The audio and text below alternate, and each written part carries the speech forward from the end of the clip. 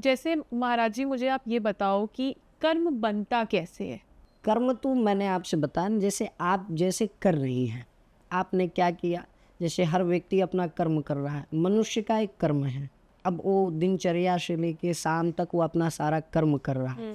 अब सुबह से लेके शाम तक आपने बहुत अच्छा भी किया और बहुत बुरा भी किया। अच्छा, जैसे आपने कहीं किसी गरीब को चलते हुए देखा तो सहारा कर दिया, तो आपका अच्छा कर्म बन गया। और किसी के साथ आपने गलत करके अपने आप को आगे बढ़ा लिया तो ये बुरा कर्म बन गया। तो कर्म तो आपका बन ही रहा है।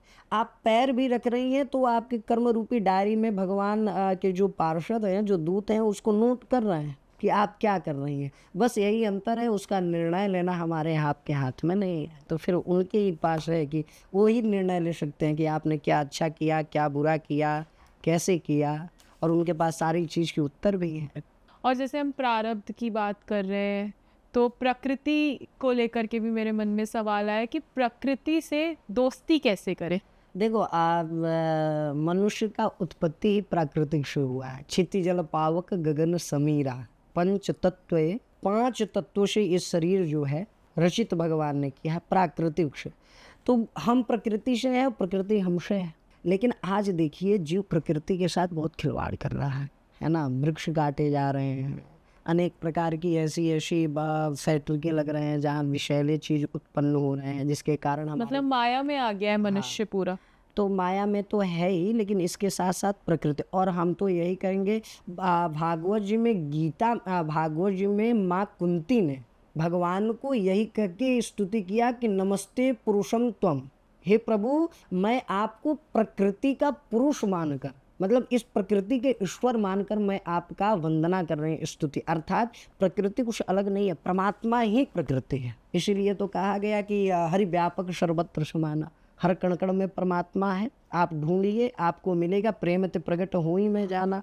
तो प्रकृति के साथ खिलवाड़ करना अर्थात परमात्मा के साथ खिलवाड़ करना।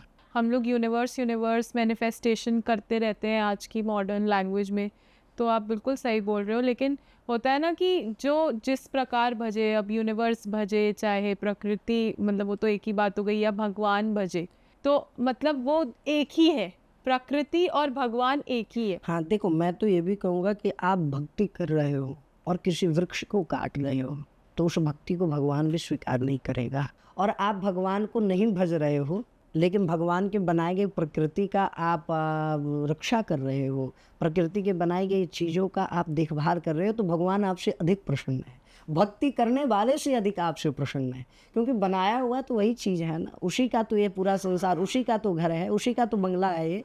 आप देखो तो, है ना भाई। देखो, बंगला आप बनाते हो, हम बनाते हैं, तो हमारे बंगला में थोड़ा सा खरोच आ जाए, हम लोग बड़ी दुखित होता है, अरे फिर अब इसको चलो डेंटिंग पेंटिंग करा के इसको सही करो। तो फिर उसका भी बनाया हुआ ये संसार भी एक समझ लो बंगला ही है, एक घर ही है। तो इसका आप जितना रक्षा करोगे, जितना इसका संरक्षण करोगे, जितने इसको हिफाजत से रखोगे, परमात्मा उतना ही प्रसन्न। वो तो मैं कहूँगी कि आप सही बोल रहे हो, क्योंकि पेड़ पौधों से हम लोगों को वातावरण वैसा मिलता है, मतलब मैं कहूँगी सात्विक वातावरण मिलता है हम लोगों को, कि हम अच्छा मतलब अपने फील कर सके, ऑक्सीजन अच्छी ले सके, और हर आसपास हरियाली देख सके। और अपने नेचर से तो प्यार करना ही चाहिए, प्रकृति से तो प्यार करना चाहिए। मतलब आप यही बोलना चाहते हो कि प्रकृति से प्यार करोगे तो प्रकृति से दोस्ती अपने आप ही हो जाएगी। और पर्यावरण मित्र तो हर किसी को बनना चाहिए। पर्यावरण मित्र अर्थात परमात्मा का मित्र है। और जैसे मुझे आप ये भी बताओ महाराज जी कि किसी भी प्रकार की सिद्धि को अगर सिद्ध करना हो तो कैसे करें? हाँ, तो जैसे कोई चीज़ सिद्ध करना है तो उसमें विशेष कोई नियम नहीं है। आप जैसे एक चौपाई बहुत प्रसिद्ध है कि कौन सो काज कठिन जग माही, जो नहीं हुई तात तुम पाए। अब इसको आपको चौपाई किसी ने दे दिया, अब आप प्रश्न करते हो महाराज जी इसको सिद्ध कैसे करना है। क्यों? क्योंकि जब तक सिद्ध नहीं होगा तब तक ये कार्य नहीं करेगा। तो महाराज जी सिद्ध करना, तो देखो, सिद्ध का कोई नियम नहीं है कि आप कहीं जाओ, बैठो, 2 4 10 घंटा जब करो, ऐसा नहीं है। आप एक नियम बना लो, कुछ नहीं करना है। आप घर के अंदर एक घी का दीपक जलाओ नित्य, और नित्य जलाकर इसका नियम बना लो कि नित्य हमको 108 बार इसका जप करना है। जब आप इसको लगभग एक वर्ष तक जपोगे तो ये अपने आप सिद्ध हो जाएगी। और सिद्ध हो जाएगी, फिर कैसे इसका पता चलेगा कि सिद्ध है? तो जैसे इस चौपाई को आप जप करोगे और आप विचार करोगे कि ये चीज़ होना चाहिए, वो चीज़ ये चौपाई आपको प्रदान करने लगे। यही सिद्धि होती ये छोटा सा सीक्रेट जो आपने बताया ये बहुत अच्छा है। और जैसे महाराज जी ये भी बताओ आप कि ये जो भूत पिशाच और चुड़ैल होते हैं ये सब बनते कैसे हैं? देखो जैसे हमारे यहाँ प्रेत योनि बताया गया है। प्रेत योनि का अर्थ क्या है कि परमात्मा के बनाए गए समय से पहले मर जाना ही प्रेत योनि में जाना होता है। अर्थात जैसे आज आप देख रहे हैं कि बहुत लोग आत्महत्या कर लेते हैं, बहुत लोग सुसाइड कर लेते हैं, है ना। तो ऐसे लोग क्या होता है जब वो सुसाइड कर लेते हैं तो परमात्मा ने तो समय निर्धारित किया रहता है कि भाई आपको इस समय पे मेरे यहाँ आना है, और उसके समय से पहले आपने अपने आप को सुसाइड कर लिया, आत्महत्या कर लिया।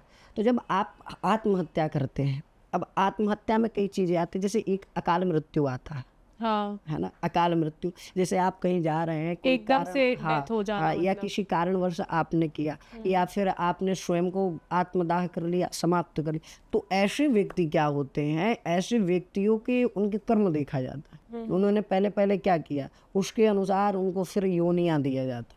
तो प्रेत योनि में पहुंच जाते हैं। स्त्रियां हैं तो, और मान्यता तो ऐसा है कि जैसे जो विधवा स्त्री होती हैं, विधवा स्त्री समय से पूर्व अगर अकाल मृत्यु में मरती है तो फिर उनको चुड़ैल योनि में ही प्रादुर्भाव होता तो ये इस प्रकार बनती है। है। और इन सब जैसे ये सब बन जाती है और नेगेटिव हो जाता है और साया जैसे पीछे पड़ जाता है, तो उस चीज़ से कैसे बचाव किया जा सकता है? हाँ देखो, निगेटिव ऊर्जाएं हैं, है ना, वो हर जगह हैं, लेकिन इनसे भयभीत होने की आवश्यकताएं नहीं है। जैसे आजकल बहुत लोग भ्रमित करते हैं, आ जाते हैं, कई लोग ऐसे हैं जो अपने आप को तांत्रिक बताते हैं, साधक बताते हैं, वो आके आपको भयभीत करते हैं कि भाई आपके यहाँ ये चीज़ें हैं, ऐसी हैं, वैसी हैं। तो अगर आपको अगर ऐसा अनुभव हो रहा है, जैसे ऐसा अनुभव होता है कभी आप घर में हो तो अचानक लगेगा कि भाई हमारे पीछे कोई खड़ा है, या कोई ऐसी आहटें सुनाई देगी कि हाँ कुछ आहट आ रहे हैं, या कुछ ऐसा आपका भय हो रहा है, अनुभव हो रहा है, तो आपको कुछ करने की आवश्यकता नहीं। केवल एक कार्य आप करिए। एक कार्य क्या करना है, आपको घर में बैठ के केवल एक भगवती जप है, या देवी सर्वभूतेषु शक्ति रूपेण संस्थिता नमस्तस्यै नमस्तस्यै नमस्तस्यै नमो नमः। इसका आप जप करिए। और अगर आपने 21 दिन तक घर में इसका जप कर दिया 108 बार नित्य, तो ब्रह्म राक्षस भी आपके घर में नहीं प्रवेश करता, भूत प्रेत की तो बात ही छोड़ो आप। मतलब आप बहुत ही सुंदर बात बता रहे हो कि सिर्फ इस मंत्र के उच्चारण से ही आसपास एक कवच बन जाता है और उस कवच से ही सब तरीके की नेगेटिव ऊर्जाएं आपसे दूर रहती हैं। दूर रहते। मतलब मैं कहूँगी कि मुझे आपसे बात करके एक चीज़ बहुत अच्छे से समझ में आ रही है कि किसी भी एक मंत्र की सिद्धि भी अगर इंसान प्राप्त कर ले, उसको रोज़ जपे नियम से और कायदे से, तो कहीं ना कहीं आपकी जो लाइफ है वो बहुत ज़्यादा पॉजिटिव हो जाती है। हाँ। और आपकी मैनिफेस्टेशन पावर इनटू 10x हो जाती है कि आप कुछ भी सोचोगे वो आपको होते हुए दिखेगा। तो ये बहुत ही अच्छी बात आप बता रहे हो।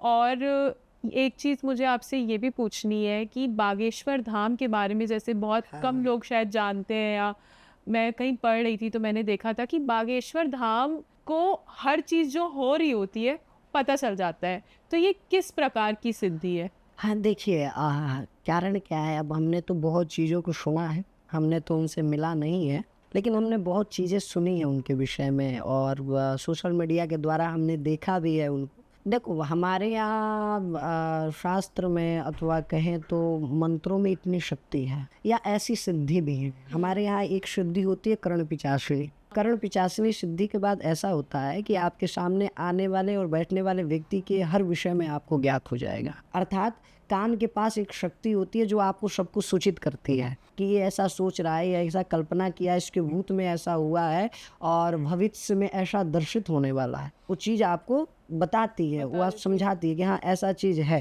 तो एक तो कर्ण पिशाच। दूसरा, कलयुग में सबसे बड़ी सिद्धि हनुमान जी का है। कलयुग में जो प्रत्यक्ष देवता हैं हनुमान जी हैं, और हनुमान जी की सिद्धि से बढ़कर कोई सिद्धि नहीं है। अगर मैं तो ये कहूँ कि अगर आपने 5 वर्ष तक केवल हनुमान चालीसा का नित्य पाठ कर लिया, तो आपको 5 वर्ष बाद स्वयं में अनुभव होने लगेगा कि आप अगला कदम आपका क्या होने वाला हो। इतनी शक्ति इतनी शक्ति हनुमान जी में है, इतनी पावर है, वो कलयुग में प्रत्यक्ष है वो।